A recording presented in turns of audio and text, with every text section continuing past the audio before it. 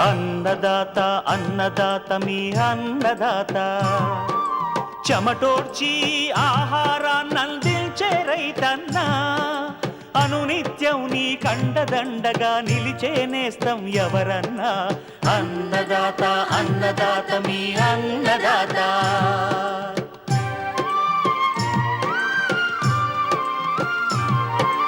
నూతన రీతుల సాగుబడికి, నూరింతలు పెరిగే దిగుబడికి సూచనలిచ్చే సస్య రక్షణకు, పశు పోషణకి శాస్త్ర విజ్ఞానం అందించి ముందుకు నడిపే తెలుగు రైతు భారతదేశానికి మకుటం అయ్యేలా తీర్చిదిద్దే ఆశయంతో మిమ్ము మేలు కొలిపేది అన్నదాత.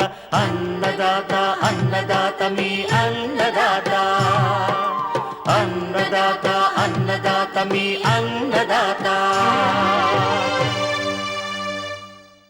అన్నదాత ప్రేక్షకులకు నమస్కారం.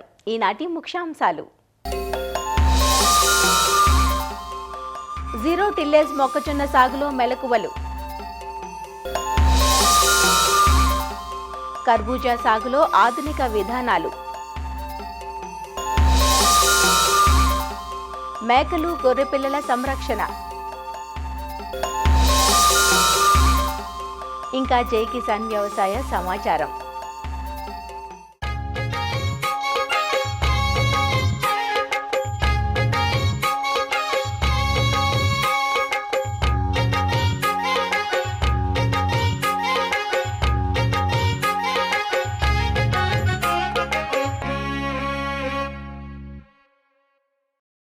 రబీలో ఆరుతడి పంటగా అధిక విస్తీర్ణంలో మొక్కజొన్నను సాగు చేస్తారు.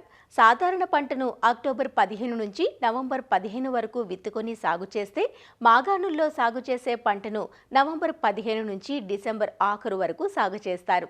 అయితే మాగాణుల్లో వరి పొలాలను దున్నకుండా జీరో టిల్లేజ్ విధానంలో సాగు చేసే అవకాశం ఉంది. ఇలా జీరో టిల్లేజ్ విధానంలో సాగు చేయటం వల్ల కాలం వృధా కాకుండా ఉండడంతో పాటు రైతుకు దున్నకం ఖర్చు ఆదా అవుతుంది.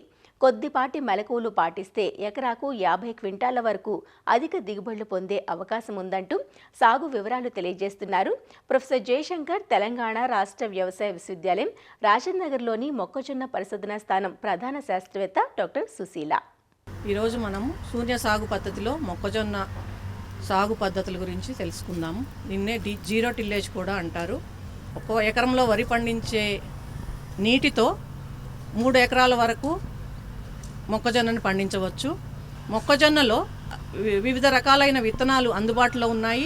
డిహెచ్ఎం 117 రకము, డిహెచ్ఎం 121, ఈ మధ్యకాలంలో విడుదల చేయబడిన డిహెచ్ఎం 206 ఈ శూన్య పద్ధతి సాగుకు అనుకూలంగా ఉన్నాయి.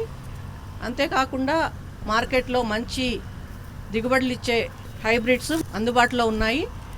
ఈ విత్తుకునే పద్ధతి చూసుకున్నట్లయితే తాడు ద్వారా కానీ, పెగ్ మార్కర్ ద్వారా కానీ వరుసకు మధ్య 60 సెంటీమీటర్లు, మొక్కకు మధ్య 20 సెంటీమీటర్లు ఉండేటట్టు రంధ్రాలు చేసుకొని పెగ్ మార్కర్ ద్వారా తాడు పట్టుకొని విత్తుకోవాల్సి ఉంటుంది. జీరో టిల్లేజ్ పద్ధతిలో విత్తుకోవడానికి యంత్రాలు కూడా అందుబాటులో ఉన్నాయి. లేదా వీటి ద్వారా కూడా రంధ్రాలు చేసుకొని విత్తుకోవచ్చు. నేలలో తేమ ఉండేటట్టు చూసుకోవాలి. సరైన తేమ లేని పరిస్థితులలో తేలికపాటి తడిని ఇచ్చుకొని విత్తుకున్నట్లయితే సరిపోతుంది. సామాన్యంగా విత్తన శుద్ధి చేసే మార్కెట్లో లభిస్తున్నాయి. కానీ విత్తన శుద్ధి చేయని పరిస్థితుల్లో మ్యాంకోజబ్ లేదా థైరమ్ లేదా క్యాప్టాన్ 3 గ్రాములు 1 కేజీ విత్తనానికి కలిపి విత్తన శుద్ధి చేసుకోవాల్సి ఉంటుంది. సయానిట్రినిపోల్ ప్లస్ థయోమితాక్సం కలిపి ఉన్న పురుగు మందు లభ్యమవుతుంది. దీన్ని ఫార్టాంజో డియో అంటారు. దీనిని 5 మిల్లీలీటర్లు 1 కేజీ విత్తనానికి కలిపి విత్తన శుద్ధి చేసుకోవాల్సి ఉంటుంది. ఈ జీరో టిల్లేజ్ పద్ధతిలో మరో ముఖ్యమైన యాజమాన్య పద్ధతి కలుపు నివారణ. విత్తనము వేయగానే 48 గంటల లోపు నేలలో సరైన తేమ ఉన్నప్పుడు చూసుకొని అట్రాజిన్ అనే కలుపు మందును 1 కేజీ, అలాగే పారాక్వాట్ అనే కలుపు మందును 1 లీటరు 200 లీటర్ల నీటికి కలుపుకొని 1 ఎకరానికి పిచికారీ చేయవలసి ఉంటుంది. ఈ పారాక్వాట్ అనే మందు దుబ్బులు వరి దుబ్బులు చిగురించినప్పుడు దాన్ని కంట్రోల్ చేసి సమర్థవంతంగా కలుపుని నివారించడం జరుగుతుంది. ఇది చాలా వరకు 20 రోజుల వరకు కలుపు నివారణ జరుగుతుంది. ఆ తర్వాత కూడా కలుపు ఉన్నట్లయితే కలుపు 2-3 ఆకుల దశలో ఉన్నప్పుడు టెంబోట్రియాన్ అనే మందు 115 మిల్లీలీటర్లు లేదా టోప్రామజోన్ అనే మందు 36 నుంచి 40 మిల్లీలీటర్లు లేదా మీసోట్రియాన్ ప్లస్ అట్రాజిన్ కలిపిన మందు 1400 మిల్లీలీటర్లు 200 లీటర్ల నీటిలో కలిపి పిచికారీ చేసుకోవాల్సి ఉంటుంది. మరొక ముఖ్య విషయం ఎరువుల యాజమాన్యం.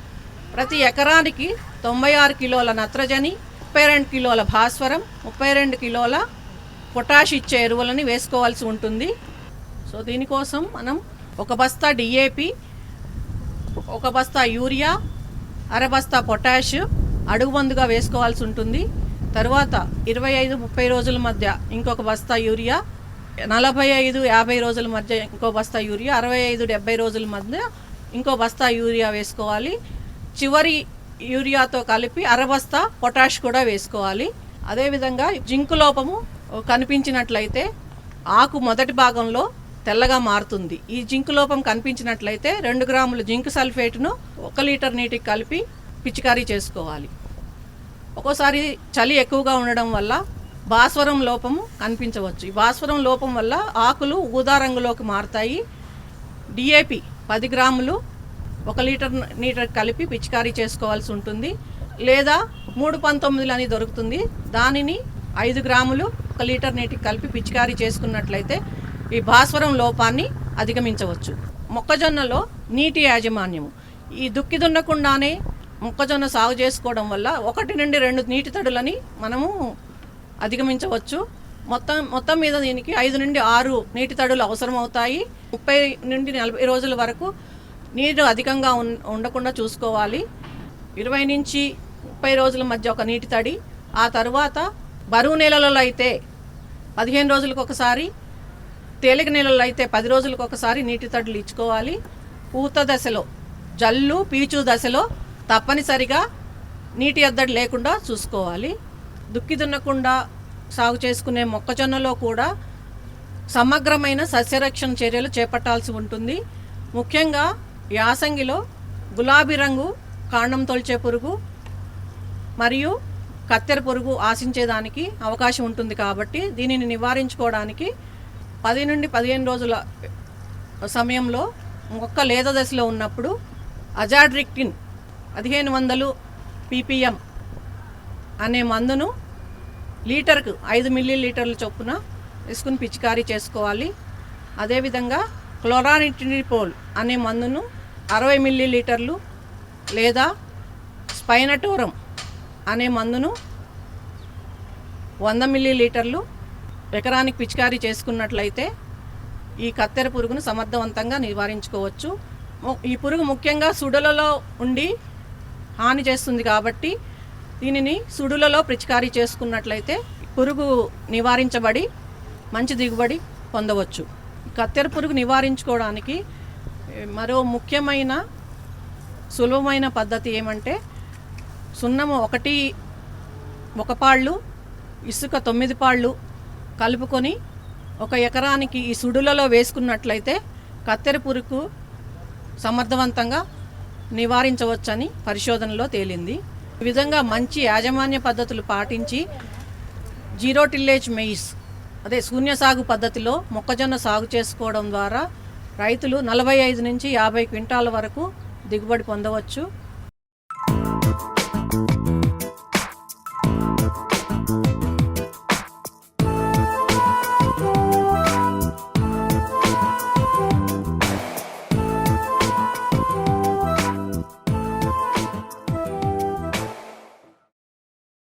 మృదువుగా, తీయగా, రసభరితంగా ఉండి మండు వేసవిలో దాహార్తిని తీర్చే ఆరోగ్య ప్రదాయనులు పుచ్చ, కర్బూజా పండ్లు.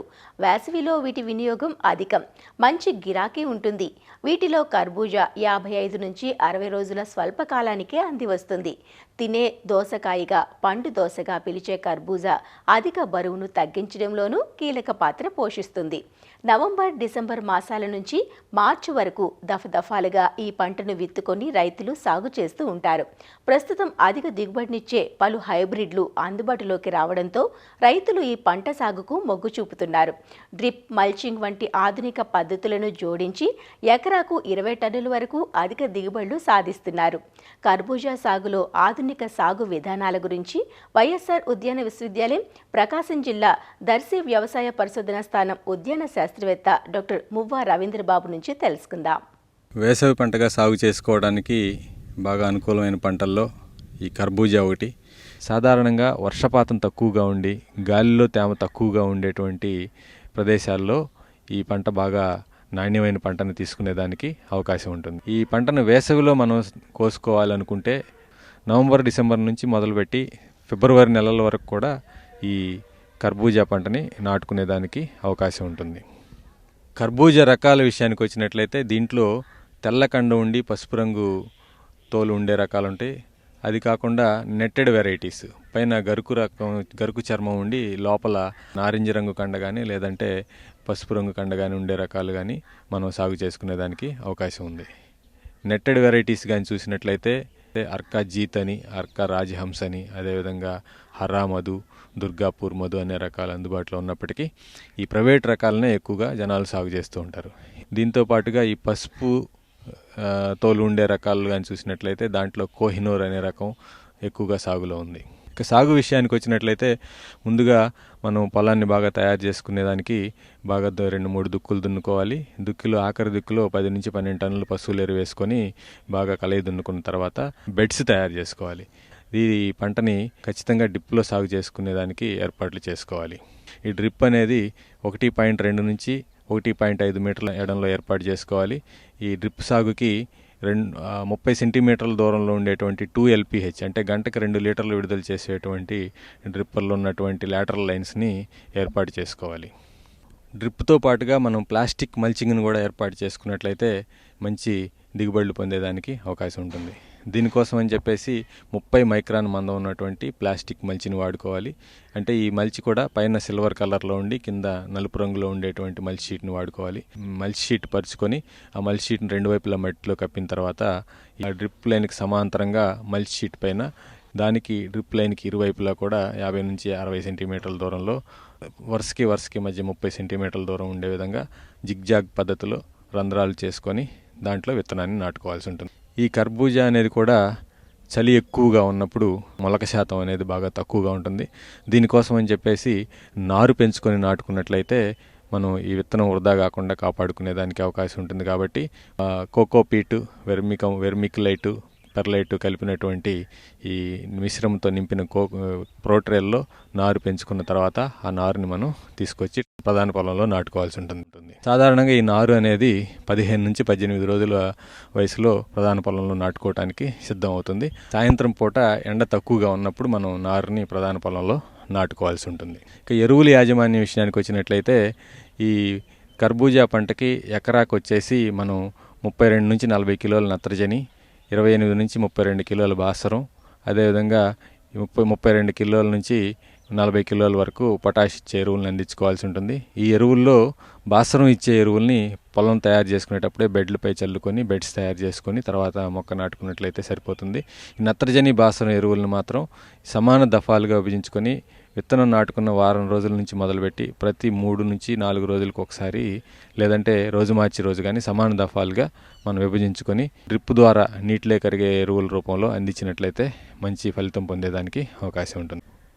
కర్బూజా పంటలో కూడా ఎండ ఎక్కువగా ఉన్నప్పుడు ఈ ఆడపూలు అనేది తక్కువగా రావడం జరుగుతుంది. ఎక్కువ ఆడపూలు వచ్చే విధంగా చేసుకోవడం కోసం మొక్క 3 నుంచి 4 ఆకు దశలో ఉన్నప్పుడు బోరాక్స్ అనే మందుని 3 నుంచి 4 గ్రాముల లీటర్ నీటికి కలుపుకొని ఆకులపైన 2 సార్లు వారం వ్యవధిలో పిచికారీ చేసుకోవాలి. నీటి యాజమాన్య విషయానికి వచ్చినట్లయితే డ్రిప్ ద్వారా వదిలినట్లయితే మనం ప్రతిరోజు కూడా ఉదయం పూట 45 నుంచి 60 నిమిషాల వరకు ఈ నీటిని అందించాలి. సాధారణంగా ఎండలు ముదిరే కొద్దీ ఈ నీటిని ఇచ్చే సమయాన్ని 10 నుంచి 15 నిమిషాల పాటు పెంచుకోవాల్సి ఉంటుంది. కర్బూజా పంటను ఆశించే పురుగుల విషయానికి వచ్చినట్లయితే ఆ మొక్క లేతగా దశలో ఉన్నప్పుడు ఈ పెంకు పురుగులు కానీ గమనించినట్లయితే వెంటనే థయోడికార్బ్ అనే మందుని 1 గ్రాము లీటర్ నీటికి కలుపుకొని కానీ, లేదంటే లాంబ్డా సహెలోత్రిన్ అనే మందుని 1 మిల్లీలీటర్ నీటికి కలుపుకొని పిచికారీ చేసుకోవాలి. ఈ ఆకు మీద చారలు అంటే పాము పడ తెగులు అంటాం దీన్ని. ఈ ఆకుల్ని సన్నటి పురుగు ఆకుని తొలుచుకుంటూ పోవటం వలన సన్నటి చారలు ఏర్పడి క్రమేపీ ఆకులు ఎండిపోవటం జరుగుతుంది. ఇది కానీ గమనించినట్లయితే మనం వెంటనే ప్రొఫెనోఫాస్ అనే మందుని 2 మిల్లీలీటర్లు నీటికి కలుపుకొని పిచికారీ చేసుకోవాలి. అయితే పూత ప్రారంభమయ్యి పిందె దశలో ఉన్నప్పుడు ఈ ప్రొఫెనోఫాస్ అనే మందుని పిచికారీ చేయకుండా ఉంటే మంచిది. ఉష్ణోగ్రతలు ఎక్కువగా ఉండి గాలిలో తేమ తక్కువగా ఉండి పొడి వాతావరణం నెలకొన్న పరిస్థితుల్లో తామర పురుగులు, తెల్లదోమ ఎక్కువగా ఆశించేదానికి అవకాశం ఉంది. ఈ తామర పురుగులు కానీ గమనించినట్లయితే ఈ ఆకులు పసుపుగా మారిపోవటం, ఆకులు చిన్నగా అయిపోవటం మనం గమనిస్తూ ఉంటాం, ముడుచుకొని పోవటం గమనిస్తూ ఉంటాం. ఇటువంటి సందర్భంలో తామర పురుగులు గమనించిన వెంటనే థయోమిథాగ్జామ్ అనే మందుని 0.4 గ్రాముల లీటర్ నీటికి కలుపుకొని కానీ, లేదంటే ఎసిటామిప్రిడ్ అనే మందుని 0.5 గ్రాముల లీటర్ నీటికి కలుపుకొని కానీ, లేదంటే ఫిప్రోనిల్ అనే మందుని 2 మిల్లీలీటర్లు లీటర్ నీటికి కలుపుకొని మార్చి పిచికారీ చేసుకోవాలి. రసం పీల్చే పురుగులను సకాలంలో అరికట్టుకోవడానికి ఈ సమగ్ర సస్యరక్షణ చర్యలు అనేది పాటించుకోవాలి. దీనికోసం అని చెప్పి మనం పొలంలో అక్కడక్కడ ఎకరానికి 20 నుంచి 25 వరకు ఈ పసుపు రంగు జిగురు పూసినట్టలు, అదేవిధంగా తామర పురుగులు ఆశించకుండా నీలం రంగు జిగురు పూసినట్లను అక్కడక్కడ వేలాడగట్టుకోవాలి. దీంతో పాటుగా పొలం చుట్టూ మొక్కజొన్న కానీ జొన్న కానీ కంచె పంటగా నాటుకున్నట్లయితే పొలం లోపలికి రసం పీల్చే పురుగులు రాకుండా అరికట్టుకునేదానికి అవకాశం ఉంటుంది. కర్బూజా పంటలో వాతావరణం చల్లగా ఉన్నప్పుడు మంచు ఎక్కువగా పడే సమయంలో ఈ బూజు తెగులు అనేది బాగా ఎక్కువగా ఆశించేదానికి అవకాశం ఉంది. ఆశించకుండా ముందు జాగ్రత్తగా అయినట్లయితే మెటలాక్సిల్ మ్యాంకోజెబ్ కలిసిన మందుని 2.5 గ్రాముల లీటర్ నీటికి కలుపుకొని పిచికారీ చేయాలి. అదేవిధంగా ఆశించిన తర్వాత ఉధృతి ఎక్కువగా ఉన్నప్పుడైతే అజాక్సిస్ట్రాబిన్ అనే మందుని 1 మిల్లీలీటర్ లీటర్ నీటికి కలుపుకొని కానీ పిచికారీ చేసుకోవాల్సి ఉంటుంది.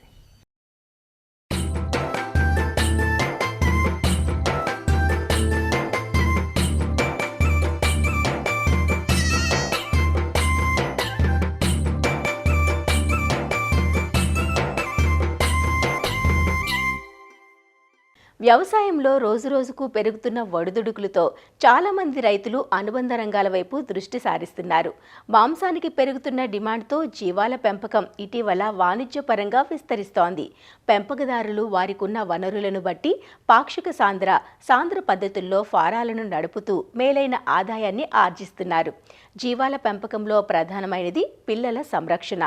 గొర్రెలు లేదా మేకల పెంపకం చేపట్టే రైతులు పిల్ల పుట్టింది మొదలు చేతికి అంది వచ్చేంత వరకు వాటి పెంపకంపై శ్రద్ధ పెట్టాలి. లేదంటే పిల్లలు బలహీనంగా మారి వ్యాధుల పాలిట పడతాయి. జీవాల పెంపకం లాభసాటిగా సాగాలంటే పిల్లల సంరక్షణలో తగిన జాగ్రత్తలు పాటించాలంటూ వివరాలు తెలియజేస్తున్నారు సంగారెడ్డి జిల్లా జహీరాబాద్ DDS కృషి విజ్ఞాన కేంద్రం పశుసంవర్ధక శాఖ శాస్త్రవేత్త డాక్టర్ కైలాష్ మద్నే. ఈ గొర్రెలు మేకలలో ఈ పుట్టిన పిల్లలు ఏవైతే ఉన్నాయో పుట్టినప్పటి నుంచి 3వ నెలల వయసు వరకు వీటిలో మరణాల శాతం అనేది చాలా ఎక్కువగా ఉంటుంది. చిన్నపిల్లల్లో 20 నుంచి 30% వరకు మనకి మరణాల శాతం అనేది చాలా ఎక్కువగా ఉంటుంది. కాకపోతే మన రైతు సోదరులు ఎవరైతే ఉన్నారో వీటిని చాలా వరకు పట్టించుకోకుండా వదిలేస్తారు. దీన్ని మనం అధిగమించాలంటే మేక పిల్లల యొక్క పెంపకం శాస్త్రీయ పద్ధతిలో జరిగినట్లయితే వీటి యొక్క మరణాలని మనం 10% వరకు తగ్గించవచ్చు. మేక పిల్లలు ఏవైతే ఉన్నాయో వాటిని పుట్టగానే ఆ తల్లి యొక్క శరీర ఉష్ణోగ్రత ఏదైతే ఉండిందో ఆ తల్లి శరీర ఉష్ణోగ్రత కంటే వీటి యొక్క ఉష్ణోగ్రత శరీర ఉష్ణోగ్రత అనేది 0.5 డిగ్రీల సెంటీగ్రేడ్ల ఉష్ణోగ్రత అనేది ఎక్కువ ఉండేటట్టుగా చూసుకోవాలి. దానికోసం మనం ఈ పిల్లలకి కొంచెం వెచ్చగా ఉన్నటువంటి గదులలో ఉంచాలి. కాకపోతే ఇక్కడ సాంప్రదాయ పద్ధతుల్లో వీటిని ఎక్కువగా బుట్టలలో వేసి వాటిని కప్పి పెడతారన్నమాట. వెచ్చదనం అయితే ఇవ్వగలుగుతున్నాం, కాకపోతే వాటికి కావాల్సినటువంటి గాలి వెలుతురు అందకపోవడం వల్ల అక్కడ నిమోనియా వంటి వ్యాధి ఎక్కువగా రావడానికి ఛాన్సెస్ ఉంటాయి. సో అలా కాకుండా వీటికి తడకలు కానివ్వండి లేదంటే ఇంట్లోనే చిన్న ఏదైనా అరేంజ్మెంట్ చేసి దానికి వెచ్చగా ఉండేటట్టుగా చూసుకోవాలి. రెండవది ఏంటంటే ముఖ్యంగా పుట్టిన 10 నిమిషాల్లోనే అవి జున్ను పాలు అనేది తాగేటట్టుగా చూసుకోవాలి. వాటికి కావాల్సినటువంటి యాంటీబాడీస్ అంది ఆ తల్లి యొక్క ఇమ్యూనిటీ అనేది పిల్లలకి వస్తూ ఉంటుంది. దాని ద్వారా చాలా వరకు ఈ విరోచనాలు కానివ్వండి, నిమోనియాలు కానివ్వండి, ధనుర్వాతం కానివ్వండి ఈ వ్యాధుల్ని మనం తగ్గించవచ్చు. దాంతో పాటుగా పుట్టిన వెంటనే ఈ పిల్లలు ఏవైతే ఉన్నాయో వాటి బొడ్డుతాడు అనేది మనం ఒక 2 అంగుళాలు వదిలేసి ఆ బొడ్డుతాడుకి ట్వించర్ అయోడిన్ అనేది అప్లై చేయాలి. అదేవిధంగా పుట్టినప్పటి నుంచి 1, 2, 3 ఈ 3 రోజులలో మనకి యాంటీబయాటిక్ పౌడర్ అనేది మనం పిల్లలకి ప్రొవైడ్ చేయాలి. దాని తర్వాత 7వ రోజు లివర్ టానిక్ అనేది ఇవ్వాలి. అదేవిధంగా ఈ మేకలలో చూసుకున్నట్లయితే మనకి నట్టల సమస్య అనేది చాలా ఎక్కువగా ఉంటుంది. ఈ నట్టల సమస్యని మనం అధిగమించడానికి 15వ రోజు మనం నట్టల మందు అనేది ఇవ్వాలి. మళ్ళీ సెకండ్ డోస్ ఏదైతే ఉండిందో అది 3వ నెల వయసులో మనం ఇవ్వాలి. తర్వాత ప్రతి 3 నెలలకు ఒకసారి మనం నట్టల మందు అనేది ఇవ్వాలి.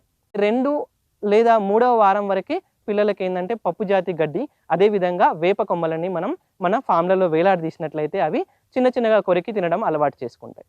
అదేవిధంగా 3వ నెల వయసు ఎప్పుడైతే వస్తుందో వాటి యొక్క పెరుగుదల అనేది బాగుంటుంది, వాటి యొక్క తినే సామర్థ్యం కూడా పెరుగుతూ ఉంటుంది. సో ఆ టైంలో ఏంటంటే వాటికి స్పెషల్గా ప్రిపేర్ చేసినటువంటి దానా ఏదైతే ఉన్నదో, ఈ క్రీపర్ దానా ఏదైతే ఉండిందో అది రోజుకి 100 నుంచి 200 గ్రాములు అనేది మనం ఇవ్వచ్చు.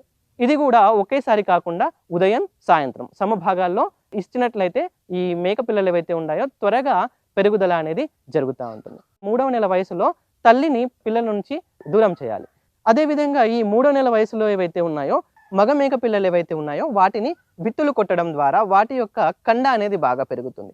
ఈ 3వ నెలలో FMD వ్యాక్సిన్, గాలికుంటు వ్యాధి నివారణ టీకాలు ఏవైతే ఉన్నాయో ఇవ్వాలి. అదేవిధంగా 4వ నెల తీసుకున్నట్లయితే ఈ చిటుకు వ్యాధికి సంబంధించిన టీకా అనేది ఇవ్వాలి. ఈ ఆరోగ్య సూత్రాలన్నీ పాటిస్తూ శుభ్రమైన నీటిని మనం అందించాలి. పాకలు అనేవి శుభ్రంగా ఉండాలి. పాకలు శుభ్రంగా లేకపోవడం వల్ల వీటికి నిమోనియా కానివ్వండి, రక్త విరోచనాలు కానివ్వండి, కాక్సిడియా వంటి వ్యాధులు ఎక్కువగా వస్తూ ఉంటాయి. వీటిలో మరణాలు అనేవి చాలా ఎక్కువగా జరుగుతూ ఉంటాయి. అందుకనే వాటికి కావలసినటువంటి ప్లేస్ అనేది మనం ఎక్కువగా ప్రొవైడ్ చేయాలి. దాంతోపాటు ప్రతిరోజు ఉదయం సాయంత్రం మన పాకాలు అనేవి శుభ్రంగా చేసుకోవాలి. బ్లీచింగ్ పౌడర్ కానివ్వండి, లేదంటే సున్నం కానీ 15 రోజులకు ఒకసారి కానివ్వండి, నెల రోజులకు ఒకసారి కానివ్వండి చల్లాలి. 2 నుంచి 3 వారాల పిల్లలు ఏవైతే ఉన్నాయో వాటికి మట్టి తినే అలవాటు అనేది ఎక్కువ ఉంటుంది. ఖనిజ లవణాల ఇటుకలు ఏవైతే ఉన్నాయో ఆ ఇటుకలని వేలాడదీయాలి. ఆరోగ్య విషయంలో కావచ్చు, మేతల విషయంలో కావచ్చు, లేదంటే పుట్టినప్పుడు కొలెస్ట్రాల్ విషయంలో కావచ్చు, ఈ జాగ్రత్తలన్నీ తీసుకున్నట్లయితే మన మేకల యొక్క సంఖ్య అనేది బాగా పెరిగి లాభాల బాటలో నడుస్తారని ఆశిస్తున్నాను.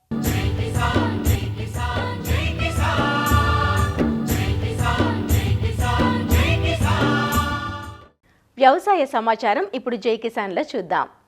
నెల్లూరు జిల్లాలో ప్రస్తుత రబీ సీజన్కు సంబంధించి ప్రణాళిక ప్రకారం అధికారులు నీటి విడుదల చేపట్టారు. సోమశిల, కండలేరు జలాశయం పరిధిలో 7,27,000 ఎకరాలకు సాగునీరు ఇస్తున్నట్లు జిల్లా జలవనరుల శాఖ ఎస్సీ దేశీనాయక్ తెలిపారు. సోమశిల జలాశయం పరిధిలో 5,04,000 ఎకరాలకు, ఇందులో పెన్నా డెల్టా ఆయకట్టు కింద 2,26,000 ఎకరాలు, కనుపూర్ కెనాల్ కింద 65,000 ఎకరాలు, సోమశిల జలాశయంలో అంతర్భాగమైన నార్త్ ఫీడర్ కెనాల్ పరిధిలో 75,000 ఎకరాలకు, కావలి కెనాల్కు 1,00,000 ఎకరాలకు, సౌత్ ఫీడర్ కెనాల్ కింద 48,000 ఎకరాలకు సాగునీరు ఇస్తున్నట్టు తెలిపారు. కండలేరు జలాశయంలో 2,23,000 ఎకరాలకు, తిరుపతి, నెల్లూరు జిల్లాలకు సాగునీరు అందించనున్నట్లు ఆయన వివరించారు. నెల్లూరు డిస్టిక్ లో ఖరీఫ్ సీజన్ లో నీళ్లు వదలడం కోసము 7,27,000 ఎకరాలకు ఇవ్వడం కోసము 72.5 టీఎంసీల నీటి కేటాయింపు కోసం అందరూ ఏకగ్రీవంగా ఆమోదం తెలపడం జరిగింది.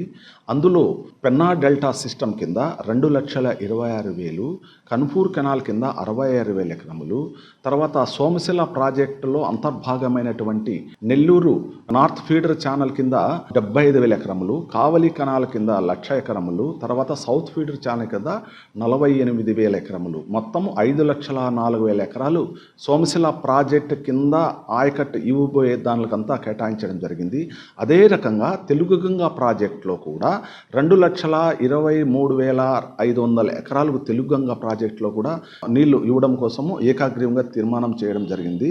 అదే రకముగా కండలేరు ప్రాజెక్టు కింద ఆధారపడినటువంటి ఆయకట్టు అనగా నెల్లూరు డిస్టిక్టు, తిరుపతి డిస్టిక్టుకు 2,23,300 ఎకరములకు అనగా 22.3 టీఎంసీలు నీటిని కేటాయించడం జరిగినది. అందులో నెల్లూరు డిస్టిక్లో 47,000 ఎకరములు, తిరుపతి డిస్టిక్లో 1,75,000 ఎకరములకు, మొత్తము ఈ నెల్లూరు డిస్టిక్టు, తిరుపతి డిస్టిక్టు కుమిలేటివ్గా 7,27,300 ఎకరములుగా అనగా 72.5 టీఎంసీలుగా నిర్ణయించి కనిగిరి రిజర్వాయర్ కింద, నెల్లూరు బ్యారేజ్ కింద, తర్వాత సర్వేపల్లి కెనాల్ సిస్టము, మన ఈ కనిగిరి కెనాల్ సిస్టము, తర్వాత సంగం బ్యారేజ్ దగ్గర left side Kanigiri canal, right side వచ్చేసి కనుపూర్ కెనాల్ సిస్టమ్స్ కింద కూడా అన్ని కెనాల్ సిస్టమ్స్లో రిలీజ్ చేయడం జరిగినది. మరిన్ని విభిన్న అంశాలతో రేపటి అన్నదాతలో మళ్ళీ కలుసుకుందాం. నమస్కారం. అన్నదాతలు తమ సందేహాలు సమస్యలను 1-800-425-4085 టోల్ ఫ్రీ నంబర్లో ఉదయం 10 నుంచి 11 గంటల మధ్య పని దినాలలో సంప్రదించగలరు. ఈ కార్యక్రమాన్ని యూట్యూబ్లో www.youtube.com/అన్నదాత ఈటీవీ లింక్ ద్వారా వీక్షించవచ్చు.